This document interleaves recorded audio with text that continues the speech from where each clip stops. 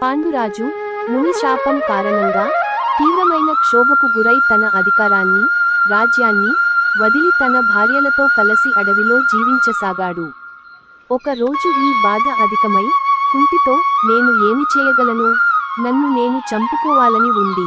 మీరిద్దరూ పిల్లలను కనకపోతే కురువంశం నశిస్తుందని పాండురాజు చెప్పినప్పుడు కుంతి పిల్లలు కలగడానికి అవకాశం ఉన్నదని తెలిపింది. పాండురాజు అదేమిటని అడుగగా కుంతి చెబుతూ, నేను యుక్త వయస్సులో ఉన్నప్పుడు ఒకనాడు దుర్వాస మహాముని నా తండ్రి కుంతిభోజుని వద్దకు వచ్చినప్పుడు ఆ మునికి ఉపచారికగా సపర్యలు చేశాను. అందుకు ఆ ముని సంతోషించి నాకు ఒక మంత్రాన్ని ఉపదేశించాడు. ఆ మంత్రంతో నేను ఏ దేవతనైనా పిలిచి సంతానం పొందవచ్చునని ముని తెలిపాడు. కాబట్టి మీకు నిజంగా సంతానం కావాలని ఉంటే నేను ఆ మంత్ర సహాయంతో పిల్లలను మీ కొరకు పొందగలను అన్నది.